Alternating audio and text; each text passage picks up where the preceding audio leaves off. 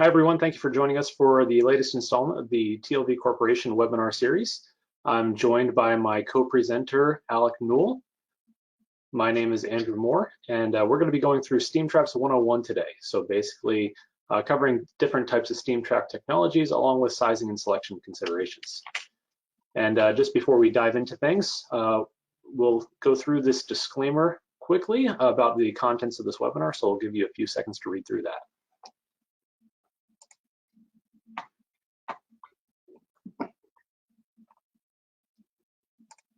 Okay, so I'll now turn it over to Alec Newell, who will get things kicked off. Awesome, thanks, Trent. So one of the key components to system optimization are your steam traps. With proper sizing, selection, and installation, steam traps can greatly enhance product quality as well as plant reliability. So a couple key goals to system or steam system optimization are to supply dry steam to your steam users,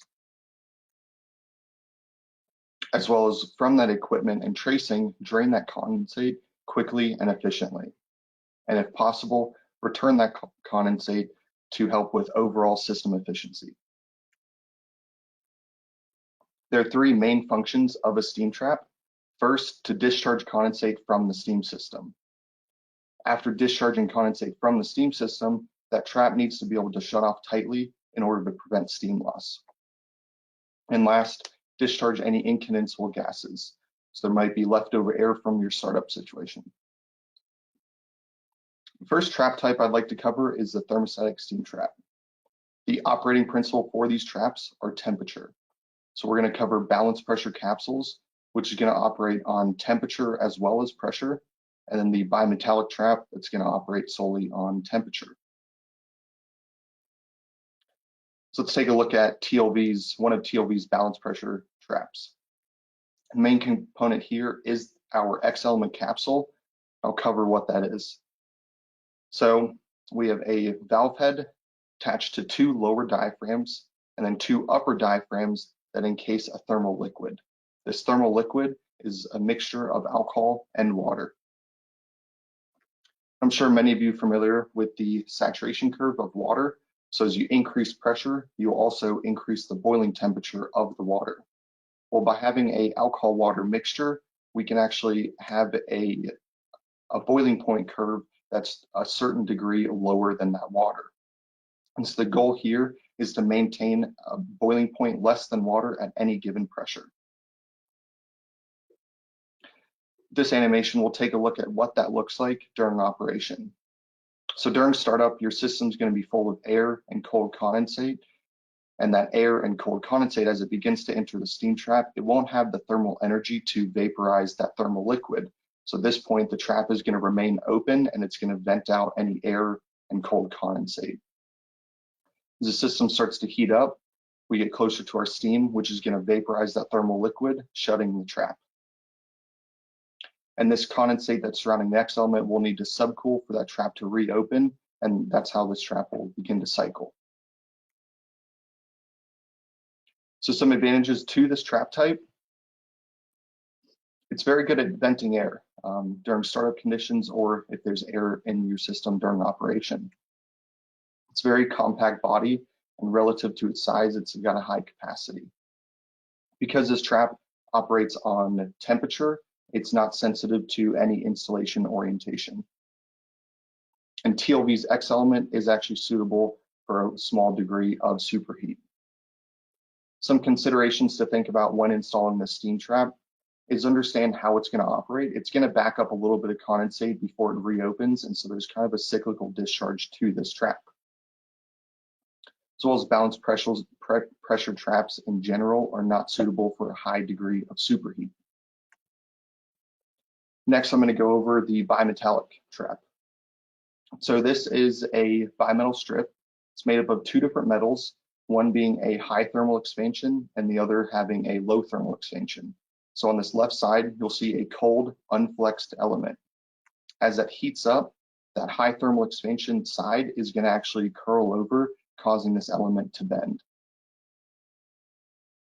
So there's a few different valve types that I'd like to cover, one being a upstream valve head. So the valve head is going to seat on the upstream side of the seating surface. And on the other side, you have your downstream valve head. So this valve head is going to seat on the downstream seating surface of the seat. So how does this look on the pressure temperature curve?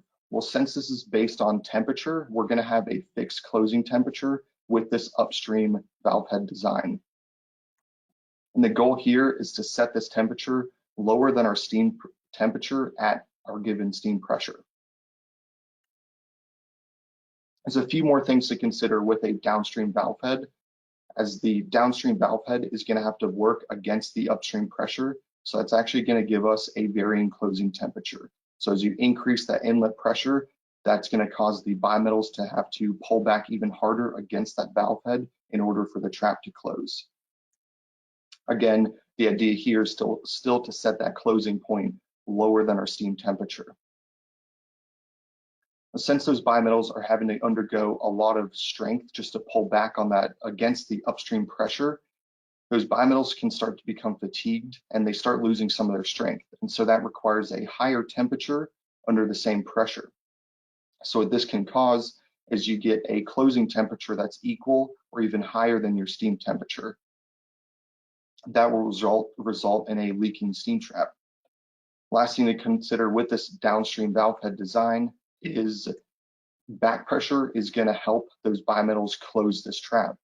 And so as you increase back pressure, it's actually going to be pushing up against that valve head, closing that trap quicker than what it normally would, ultimately resulting in a further degree of subcooling in your condensate. Now going back to the upstream valve head design, this is TLV's Lex steam trap. So you can see there's air and cold condensate entering this trap right now, and those bimetals remain unflexed. This trap is wide open, discharging condensate. And as steam or hot condensate surround those bimetals, you'll see those bimetals flex.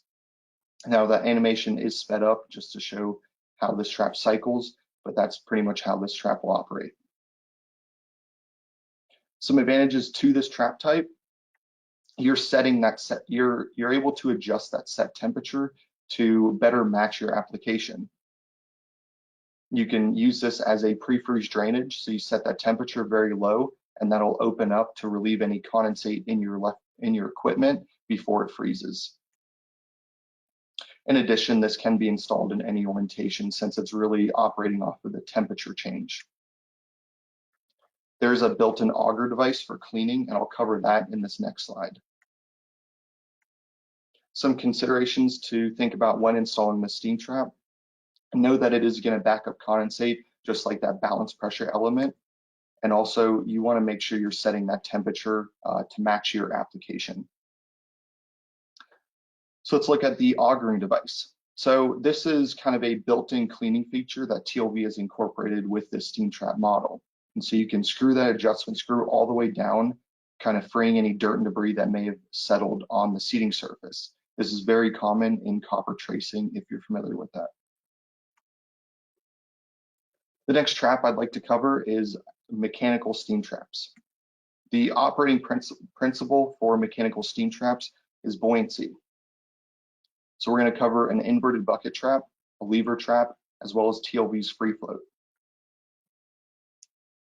So here's an animation of an inverted bucket trap. You can see the buoyancy element is that bucket since it's upside down. So this bucket's not going to have buoyancy until we build up a water prime and there's either steam or air inside of that bucket, which is then going to lift the bucket, closing off your valve seat. And you can see those linkages with your valve head and valve seat on the top side of that trap. Now, when there's air in that bucket, there's actually a tiny weep hole that slowly bleeds that air, and that's how that trap gets rid of the air in the system, just kind of during startup.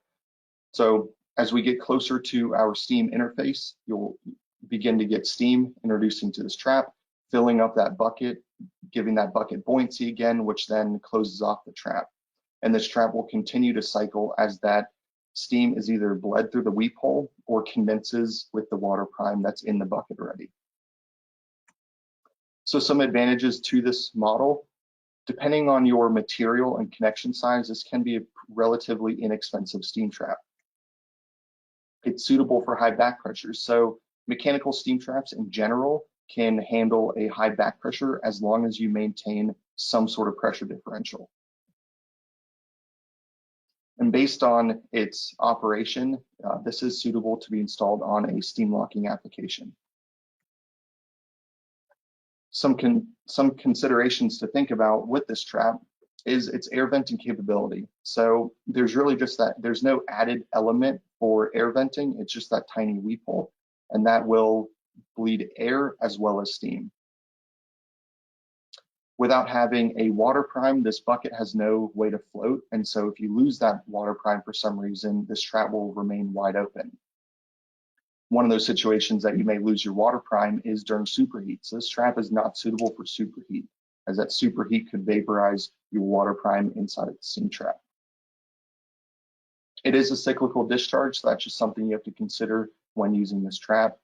And due to the linkages, single valve head and single valve seat, it's kind of susceptible to localized wear, which will eventually lead to leakages as well as trap failure. The next steam trap I want to cover is a lever float. So this lever float actually has a thermostatic element inside of it. And so during startup, cold condensate and air, that thermostatic element is going to be wide open and it's going to discharge air. As condensate begins to enter the trap, that float's going to become buoyant, opening the lever mechanism, allowing condensate to pass through the main valve seat. And as our system heats up, our not our X element, the thermostatic element is going to close due to high temperatures. And then once we discharge all that condensate, that float and lever mechanism will then shut. Some advantages to the steam trap is it's more of a continuous discharge. So because this is a floating on the liquid level, it will change based on what's coming in. As I mentioned, there is a thermostatic element, so this is very good at venting air. Because of its lever mechanism, it actually allows you to incorporate a larger orifice size, which then results in high capacities. Some considerations for the steam trap. You still have similar linkages, a single seating surface being a single valve head and a single valve seat, which could eventually wear out, giving you leaks. And there's no added measure of protection against water hammer. And so if you get into a water hammer event, it could damage your lever mechanism or even damage your seating surfaces. And this trap is going to be sensitive to how it's installed because of the float and lever mechanism. The next trap I'm going to cover is TLV's free float. So you'll notice there's a float in the bottom as well as the X element that I discussed earlier. So we discussed how the X element operates. It's going to be wide open during air and cold condensate. So this will help out with the startup of your system. As steam enters, the X element's going to close, and now our main operating function is that float and orifice at the lower side of the trap. As condensate begins to enter the trap, the float becomes buoyant and just kind of modulates around that orifice, allowing condensate to discharge downstream. So let's take a look at what that looks like with an actual video. So because this float has to become buoyant, there always is, under normal operation, a liquid level. And the benefit to this is that orifice never really sees live steam. And so there's really no way for live steam to leak through this orifice during normal operation.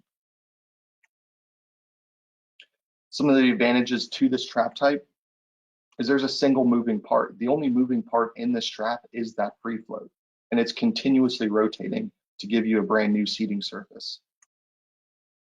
Continuous discharge, and it's going to self-modulate based on how much condensate's coming in. You saw in the animation when there was a lot of condensate coming in, that float fully lifted off the orifice. As well as the X element is very receptive to any air that enters into the steam trap. It's going to open up and allow that air to vent. During startup, that X element's going to be wide open as well.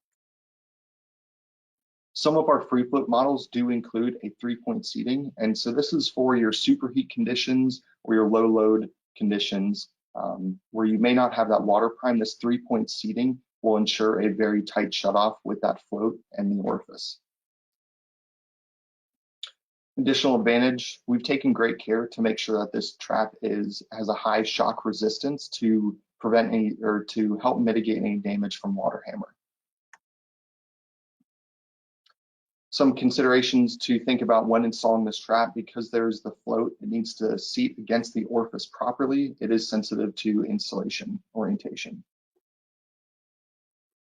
The last trap type I'm going to discuss is the thermodynamic or a disc trap. So thermodynamic, it operates based on Bernoulli's principle. So there's a relationship between velocity and pressure. As velocity increases, pressure is going to decrease as well. So you can see here with a high velocity going underneath that sheet of paper, it's going to create a low pressure pulling that sheet of paper down. Another situation, if you had a high velocity going between two balloons, it's going to pull those balloons together because of that low pressure. Now, how does that work in a disc trap? Well, as steam is pushing condensate through this trap, condensate won't really have that high of a velocity. And then as soon as steam reaches the bottom side of that disc, that steam is going to wick across the bottom side of the disc, creating a localized low pressure, pulling the disc down into the seating surface. Once that disc is shut, there's actually a small pocket of steam that gets trapped on the top side of the disc. Now, with radiant heat loss, that pocket of steam will slowly condense, losing the closing force because that closing force is pushing down on the disc, and our inlet pressure and our back pressure are pushing up on the disc. Once that force dissipates, the disc will then open again. We'll take a look at what that looks like inside of the steam trap. So TLV has incorporated a thermostatic element to help with startup conditions or when there's air in the system. So this thermostatic element is going to hold that disc off of the seating surface, preventing it from fully closing. And so this is going to help with air and cold condensate during startup. Now, once our system heats up and we start getting steam to this trap, that steam again is going to create a localized low pressure underneath that disc, pulling that disc closed. Then when our radiant heat, or we get radiant heat loss, vaporize or condensing that pocket of steam on the top side of the disc will then cycle again. Some advantages for the steam trap. It's a very simple construction. Each model has a capability of operating underneath a wide pressure range. It's a very compact design, and this trap can be installed in any orientation. Being installed horizontally will give a longer life to this trap. Because all this trap is made of solid pieces, it's very it can handle very high pressures as well. Certain models can. Some considerations to think about with this trap is it is a cyclical discharge. That trap needs to open and close, and so every time it's closed, you're going to get a small amount of backup. So you just need to consider that when installing this trap. Because your upstream pressures and downstream pressures are pushing up against your disc, you need to be considerate of your back pressure, because it is limited to between 50 and 80% of your inlet pressure. Most other models, other than TLV disc traps, don't have an added air vent capability. There's no added thermostatic element. And with this trap operating on radiant heat loss from that on the top side of the disc, this is going to be susceptible to any wind or rain. It's going to cause this trap to cycle more frequently. Let's take a closer look at what the thermostatic element looks like. So there's a bimetal ring that hugs the seating surface. And so when it's cold, it's contracted, holding that disc or preventing that disc from fully shutting. Why is that important? Well, this disc trap doesn't really know a difference between air and steam. And so air can create that same localized low pressure, causing that disc to shut. So you can see on the left, that disc is shut. And on the right side with the added air vent, the disc never really fully seated and that air could pass freely. If air is trapped on the top side of the disc without the thermostatic ring, the only way for that air to discharge is by leaking through that steam trap. So that's what I'm going to cover for the trap operating principles. If you're interested in reading more, Tracy Snow, another one of our engineers, wrote a fantastic article, and that's available as one of the downloads to this webinar. From there, I'm going to pass it back to Drew. All right, thank you, Alec. Let me grab control. All right, so now that we've gone through different steam trap technologies, we'll take a look at different considerations whenever we're selecting and sizing a steam trap. So if we look at our typical steam trap installation, there's a few things we need to consider. The first is, what is the application we're draining and what is our condensate load? Next, we're going to look at our operating and design pressures and temperatures, are commonly known as PMO, PMA, TMO, and TMA. We'll also need to look at our size, connection, and material of our steam trap. The last thing we'll need to consider is, what is our back pressure or our condensate recovery line pressure? Now, when it comes to application requirements, our applications are going to have very different requirements. So things like steam distribution are going to have different requirements from, let's say, process heaters or from tracers. So because the requirements are so different, there's not a one type fits all steam trap for these applications. So there's a lot of important considerations, like, is my steam superheated or saturated? Do I need continuous drainage, or can I tolerate a cyclic discharge steam trap? Can I tolerate condensate backup and subcooling, or do I need to have immediate condensate drainage from that steam trap? And these are just a few of them, along with air venting. So if we look at condensate load, now condensate loads are usually either specified on a data sheet, or we can measure or calculate these loads. There's actually 3 different condensate loads that we need to take into consideration. The first being our startup load, which is typically the maximum load that we're going to see on an application.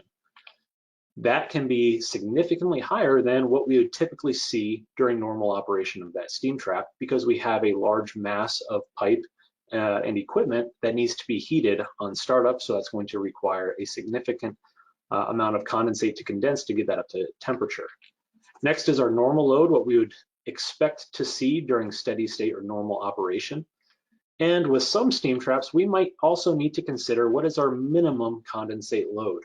Some steam traps may require a minimum flow rate in order to operate properly. So these things can all affect what our steam trap sizing will look like. Another important factor for condensate load is our sizing factor. Now, our sizing factor is basically going to be a buffer between what our actual conditions are versus maybe some changes that we may see due to differential pressure or maybe a maximum startup load. So typically we'll take our calculated or specified condensate load, multiply that by a sizing factor to establish our sizing load. And this is going to vary based on the type of steam trap we have. So typical sizing factors we see for something like a TLV free float would be a 1.5 times sizing factor. So for a steam application with a 1,000-pound condensate load, we'd want to size that trap for at least 1,500 pounds an hour. And for other steam trap types, we're typically going to see about a 2 to 3 times sizing factor applied. But now, an important note here is that this is going to vary greatly based on the manufacturer as well as your site specifications. So we'd encourage you to look at your site specifications to determine if you have a specific sizing factor that you're required to meet, or if your manufacturer recommends something much larger.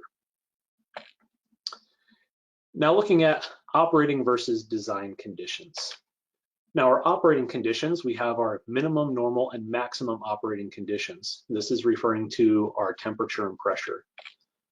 And this is the conditions at which our steam trap needs to operate normally at within that range. So if we look at pressure, for instance, we may be operating at a normal pressure, but that application may have a range of a minimum and a maximum that that trap must meet. Now, if we look at our design or our allowable conditions, those are conditions that the trap needs to be able to physically withstand without damage, but that trap may not be able to operate under those conditions. So that's really just a safety type condition that you need to meet. And that is going to usually be slightly or significantly higher than your normal or maximum operating conditions. Now, the second important piece when sizing a steam trap beyond our condensate load is our differential pressure.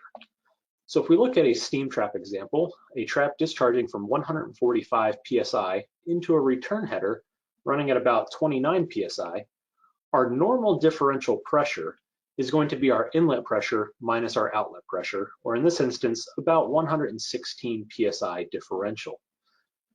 But that is not our maximum pressure differential. If we were to take that same application and discharge it to atmosphere, now our maximum pressure differential is actually 145 psi.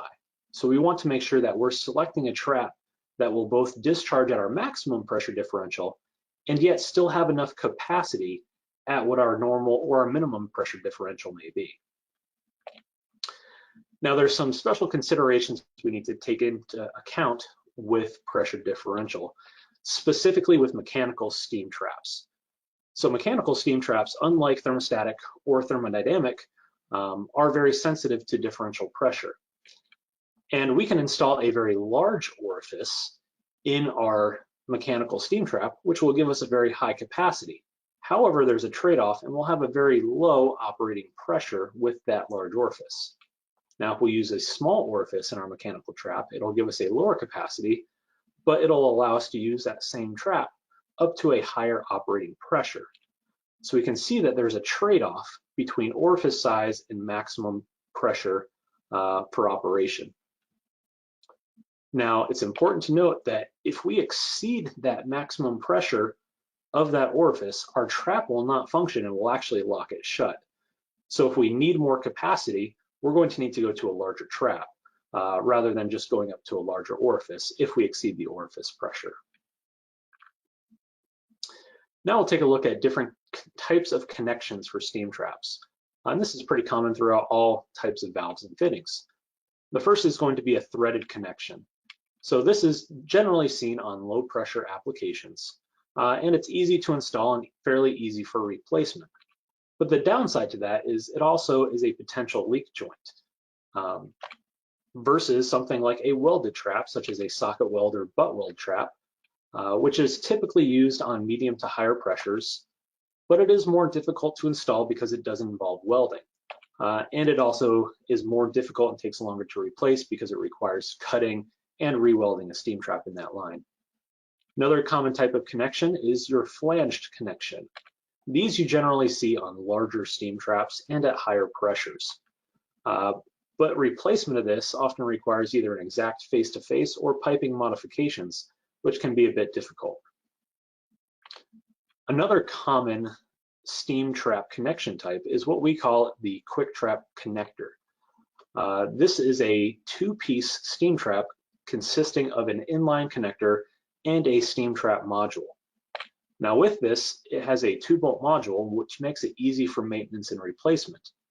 And it can be the connector can be installed in any piping configuration. And since it is a bolt-on module, there are different steam trap technologies that can be bolted onto the same connector. So here's examples of TLV's free float, along with a thermodynamic as well as thermostatic trap modules that can be attached to that same connector. And another nice thing is that it is fairly universal across most steam trap manufacturers.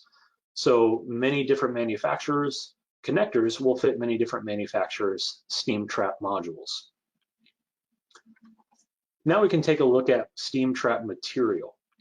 And a very common material that we see is cast iron. In cast iron, this is generally seen for low to medium pressures and temperatures, generally below about 450 degrees Fahrenheit. And this is very common in light industry as well as institutional type settings, such as universities or district steam distribution systems. Another is carbon steel, which is generally seen in higher pressures and temperatures, typically up to about 800 degrees Fahrenheit. And it's good for its higher strength and its corrosion resistance over cast iron. And you see this very often in heavy industry, such as the oil and petrochemical industry. And then the third type of materials we see are stainless steel and alloy steels. And these generally have the highest pressure and temperature capabilities, sometimes up to 1,000 degrees Fahrenheit or more, and it has very high corrosion resistance. And we see this very often in the power generation industry because it is suitable for very high pressures and temperatures. Then we also see stainless in a lot of food and pharmaceutical applications because of its high corrosion resistance. Now, it's important to also look at life cycle cost of a steam trap whenever we're taking all of these things into consideration. So if we look at a few different items for two different steam trap models, we have model A, which may have a higher initial purchasing price, but it is a more energy efficient and a typically longer lasting steam trap versus model B, which has a lower purchasing price, but it's not as energy efficient or as long lasting. So it's important that we look at the entire life cycle of that steam trap and what it looks like for failure and replacement, because a longer lasting, higher efficiency steam trap may cost us significantly less in the long run versus a lower price point steam trap. And if you want to know more about steam trap and the costs associated with steam trap failures, Jim Risco wrote a great article back in February 2011, published in Chemical Engineering Progress magazine. And this is attached to this webinar, and you can also find it on our website. So now we'll switch gears a little bit and get into steam using applications and look at typical equipment and applications for these steam traps. And what do we need to really consider when selecting steam traps for these applications? So we'll start off by talking about steam mains and steam distribution type applications. We'll look at steam tracing, as well as some process equipment and the different considerations we need to account for when selecting a steam trap. So first we'll start off with steam mains and our drip pocket locations. So this is a typical drip pocket with a condensate discharge location. And we're generally going to want to see a drip pocket on a steam main about every 100 to 150 feet in order to drain out any condensate that is going to form due to radiant heat loss of our steam distribution piping. And here we're going to want to have a full-size pocket to allow condensate and dirt to fall out of that steam system to be drained, so we're not carrying it downstream, degrading the quality of our steam. And it's also ideal to locate those valves in that steam trap down low, preferably near grade or somewhere where we have easy access so we can maintain that trap. We definitely don't want it to have it up in the pipe rack where that steam trap is inaccessible and unmaintainable.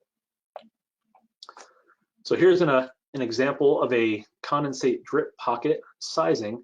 We want to make sure that we have the appropriate diameter as well as depth of that pocket to allow that condensate and dirt to fall out of our system.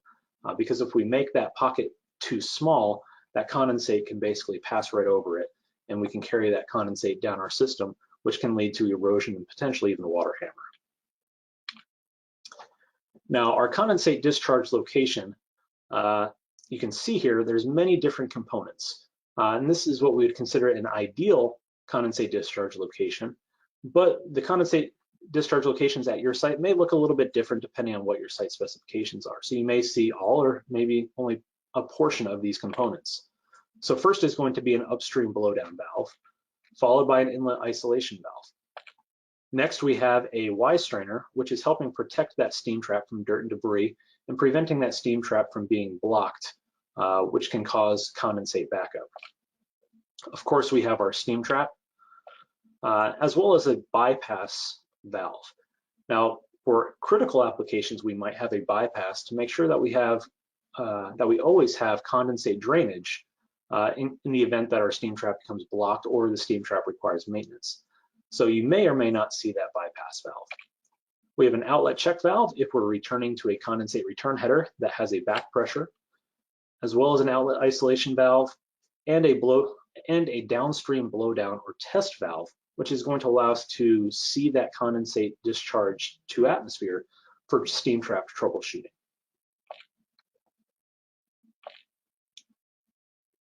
Now, the steam trap requirements for a CDL on a steam main, these are generally going to be very light loads, and we'll get into load calculations here in a moment. But we're going to want something that has little to no condensate backup, as well as something that's going to have continuous discharge at or near saturation temperature. And because on startup our system is full of air, we're going to want to have a steam trap that is able to discharge that air out of the system quickly. So for steam trap selections, the best selections are going to be a mechanical style trap, such as the TLV free float, or a thermodynamic trap, like our Powerdyne. Alternatively, you could use a balanced pressure thermostatic trap, but we would definitely want to avoid using a bimetallic trap because of its tendency to back up large volumes of condensate. So now we can look at steam main startup loads. Now, these startup loads are going to be significantly higher than our normal operating loads because we need to heat up the entire mass of pipe in our steam distribution system. So we could look up this equation and find all of these variables, looking at the specific heat of our pipe material, the weight per linear foot, and many other things. Similarly, with our normal loads, we can look at many of the same variables, or we can do something much easier. So TLV has published a condensate load calculator on our website for both startup situations as well as normal running load situations for your steam mains.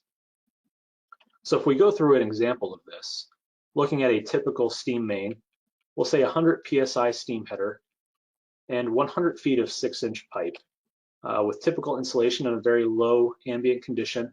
If we consider a 1-hour startup time, our startup load for this type of application is only going to be about 101 pounds an hour. So not a whole lot of condensate. Most 1/2-inch or 3/4-inch steam traps are going to be able to handle that amount of load. And if we look at our normal load, it's even lower at only about 17 pounds an hour. Now, if we have a very large diameter header of 24 or 36 inches and we have several hundred feet of pipe, our steam loads, or our condensate loads, could be significantly higher. So we want to make sure that we take that in consideration because this will be very dependent on your length and your diameter of your pipe. Now getting into some other types of distribution applications. The first being our boiler header. This is typically the first condensate discharge location downstream of our boiler. And the goal here is to supply dry steam from our boiler, and we could potentially see high loads due to boiler carryover. So this is going to be a much larger trap than our typical steam main drip trap. So our trapping considerations here, we're generally going to want to size this trap for about 5 to 10% of our boiler capacity, which is going to result in a large trap. And we may even want redundant or multiple steam traps on this application to provide sufficient drainage. And we're going to want something that is going to continually drain with minimal backup. So our best selection here is going to be a large mechanical trap, such as a free float. Control valve and pressure reduction stations are another important drain point in our condensate discharge location system. So the application goals here are we want to drain condensate before and after the valve. And that is to really protect that valve trim from erosion caused by condensate. And we also want to prevent condensate from pooling when that control valve or pressure reduction valve is closed. And a rapid opening of that valve with backed up condensate could lead to a water hammer incident. So we want to avoid that. So our steam trapping considerations here are going to be very similar to our steam main, and we're going to want something with continual drainage. So our best selections here are going to be a mechanical free float style trap or a thermodynamic trap. And again, we're definitely going to want to avoid that bimetal. Risers and expansion loops, we often see changes in elevation in steam systems, either going over roads or around objects, or just accounting for the thermal expansion of pipe. So the application goals here are we want to avoid condensate from pooling, which can lead to water hammer. Of course, condensate does not want to go uphill, So it will not naturally go up these risers. We need to drain it before and even after that riser. And one thing we need to consider is bidirectional flow. So in larger steam systems, we may have multiple steam generation points. So we could see flow in both directions along this pipeline depending on operation. So we need to make sure that we have traps upstream and downstream of these expansion loops. And again, our trapping considerations are the same for a typical drip trap on a steam main. Another location is going to be the end of our steam headers, our end of mains. And here we're typically going to see a higher startup load, as well as a high need for air venting, especially on startup, because everything is being pushed to the end of our system. So for this, we're typically going to want to have a higher capacity than a normal drip trap, along with something that has good air venting or even adds supplemental air venting. So our best selections for this will be a slightly higher capacity free float trap or thermodynamic trap. And again, this is not the type of application we would want a bimetallic steam trap on. So next is steam traps on superheated steam mains. Now you may ask yourself, well, do I really need steam traps on my superheated steam main? The answer here is yes, you still need steam traps on superheated applications. And the reason is you will still see a pretty heavy startup load on initial system startup because that pipe is cold. So you need to be able to handle that condensate on startup. Now during normal operation, you may see almost zero load, but there are conditions where you may see condensate due to upset conditions where you lose superheat or there's a sudden surge of condensate or something changes in your system. So you need to be able to adjust to those conditions. So our trapping considerations here are that you need a trap that is going to provide a tight seal even under a no load condition, as well as something that's going to be responsive to any type of upset. So here your best selection is going to be something like a 3-point seated free float or one of our high pressure thermodynamic Powerdyne disc traps. Another location is a steam separator in our header. Now the goal of a steam separator is to remove entrained condensate from your steam main and to supply dry steam throughout your plant. So our goals here are that we need to remove a potentially high amount of condensate. And typically we size that for at least 5 to 10% of the overall steam flow rate through that pipe. And we're going to want something with continual drainage. So typically we're going to see a large free float style trap on a separator. Now often we see a large separator in a line trying to be drained by a 1/2 inch small disc trap, which often doesn't have nearly enough capacity in order to drain the amount of entrained moisture. So it's important to really consider steam trap sizing with that separator. So switching gears a little bit, getting into steam tracing. So steam tracing, for those who may not be familiar, we typically have a small diameter steam or copper tube that is attached to our steam system that is connected to the outside of a product pipe. And the goal of this steam tracer is basically to provide just a slight amount of heat to that product pipe in order to maintain product viscosity. So these are often used for winterization or freeze protection, just to keep product pipe warm.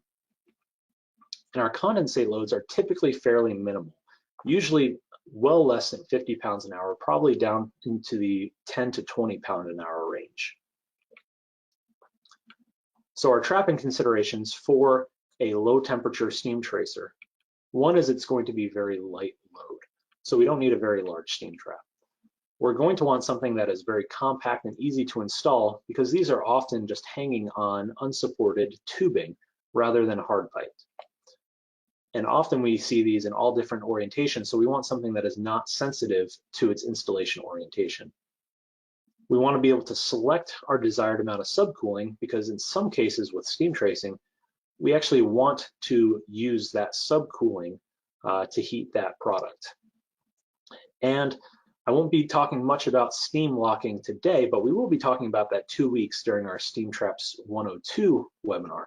but we often see steam locking applications with steam tracing. So we want to make sure that if that is the case, we need to mitigate that. So our best selections for these types of applications are going to be small thermostatic or thermodynamic traps, or even a bimetallic trap, depending on what our requirements are for heating that product. Now we also have high temperature steam tracing. So the goal here is that we have a high need for thermal maintenance of that product. This may be a very viscous product that we're trying to keep warm to make sure that everything flows properly. So we want to make sure that we're getting as much heat into that product as possible with these tracing lines. So we want a steam trap with no backup. So our considerations here, we want something with little to no subcooling. And again, we're going to have very small loads, usually less than 50 pounds an hour per tracing line. So the best selection here would be a free float or a thermodynamic type trap. Another type of tracing is what we would consider instrumentation tracing.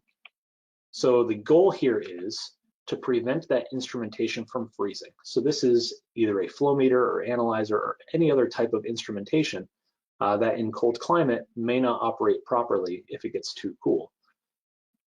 So we have a very low temperature requirement, but if we have high heat provided to that instrumentation, we may damage it. So we want to be very careful not to provide too much heat to this application.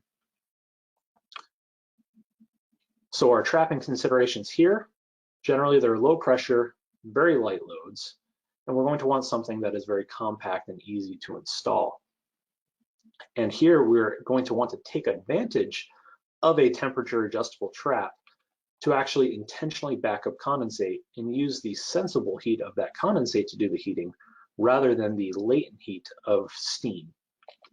So this is a perfect application for something similar to our Lex series temperature adjustable bimetal trap. All right, moving on from tracing into our process type applications, our HVAC heaters and our air coils. So often these are referred to as unit heaters, comfort heaters, many different names. But basically they're doing some type of heating for personal comfort. And the big goal here is that we want to prevent freeze damage of these coils. So if we back up condensate in this type of coil, we have very cold air in cold climates going across these coils. It could freeze that condensate backed up in those coils and cause damage. So trapping considerations, we want something that has no condensate backup to prevent that freezing of those coils. And the load on these are typically going to be a light to medium load, maybe a few 100 pounds an hour, but definitely more than our typical drip or tracer application. We're going to want something with good air venting, as well as something that's tolerant of dirt. Now, one thing with these types of applications is they're often seasonally used, meaning that they're turned off once it's springtime and they're never turned on again until the beginning of heating season in fall. So that gives the system plenty of time to build up dirt and scale and rust, which will then be flushed into the steam traps on startup. So we want to make sure that we can handle that. Best selection for this type of application is going to be a mechanical style trap, such as a free float. So calculating condensate loads for air heating applications, we've actually made that very easy, and we've included a calculator on our TLV website. So you can enter in your application information for your air heating conditions and calculate your condensate load for that application. All right, now we'll move into process heaters, which can be very broad.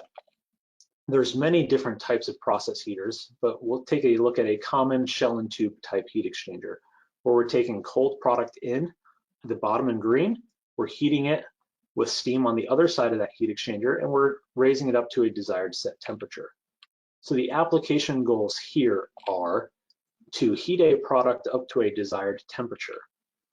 And we're going to want to vent air quickly out of this heat exchanger on startup, especially if this is a batch operation type heat exchanger. If we can vent air quicker, we can have a shorter batch time. And one very important consideration and goal here is to avoid condensate backup, because as we back up condensate, we could be decreasing production as well as causing corrosion and even leading to water hammer within that heat exchanger. Now, sizing a trap for a process heater, we can look at our heat transfer equation, MCP multiplied by our delta T. Or we could look at our heat exchanger data sheet, and that should give us the information we need for how much condensate is going to be produced out of this heat exchanger given our operating conditions. But it's more complicated than that. There are many things that we cannot forget when sizing and selecting a steam trap for a process heater. So we need to consider things like, is my steam pressure changing with my product conditions? And is my process temperature fluctuating at all? Or do I have seasonal changes in this heat exchanger running different loads in the winter versus different loads in the summer? Also need to consider if my condensate return line pressure changes, or if I temporarily discharge my condensate to grade. So all of these things are going to greatly affect how we size and select a steam trap. And most importantly, we cannot avoid considering the heat exchanger going to what we call a stall condition. Now you might ask yourself, what is stall?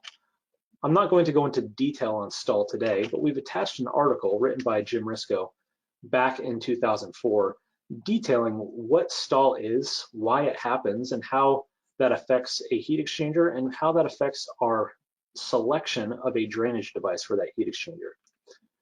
You can also watch a recording of our refining and petrochemical applications problem webinar on our website. Now, even though this is a refining and petrochemical webinar, the problems are often seen throughout all of industry. So stall is not a unique application problem for refining, but it's really universal. So you can learn a lot about stall in that webinar. Now, when selecting a trap for a process heater, what are the conditions that we need to take into account?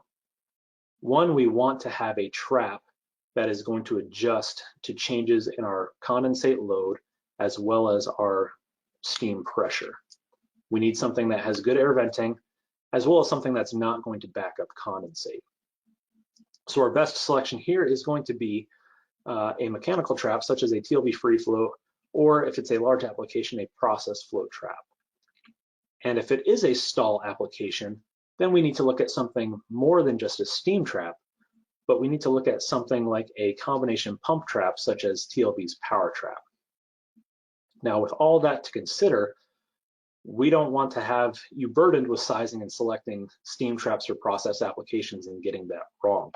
So we want to be able to help you do that. So TLV has what we call a condensate drainage application form. We can send you this form. You provide us with the operating conditions of your process heating equipment, and we will provide you a recommendation with important notes about that application of how that steam trap or power trap should be installed and things that you need to consider when draining that equipment. And this is something that we do as a service to you to make sure that you get that piece of equipment right and operating optimally. We've covered a lot of different applications and a lot of different considerations. So another thing that TLV provides is what we call a standard and trap application review. So here, we will work with you to provide the best model selection for your steam system based on your individual site specifications. And you may have many unique steam applications, some that we never talked about, but we can look at those and come up with best practice solutions for that as well as taking into account your preferred trap technologies. From that, we develop and we provide you with best practice installation diagrams based on your site's piping requirements and practices for all of these different types of applications. This is basically to take the guesswork out of steam trap selection and sizing and make it simple and easy for you to install those steam traps and optimize your steam system. So we thank you for joining us today. Our TLV consulting and engineering services are available. And in North America, if you ever have a question about a steam application, please feel free to reach out to us at 1-800-TLV-TRAP or email us at ces@tlvengineering.com. And if you're not in North America, we do have 14 global offices, so please feel free to reach out to a local TLV office close to you, and they can provide that consulting and engineering services as well. And as always, please feel free to visit our tlv.com website, where you can find the online calculator that I have shown here today, as well as many technical articles beyond the 3 that we have shown today, as well as watching this webinar recording and all other webinar recordings. So with that, we thank you for joining us today and hope that you enjoyed our Steam Traps 101. Please feel free to join us in 2 weeks for Steam Traps 102, where we will be talking about Steam Trap installation problems and frequent problems that you see with failed Steam Traps.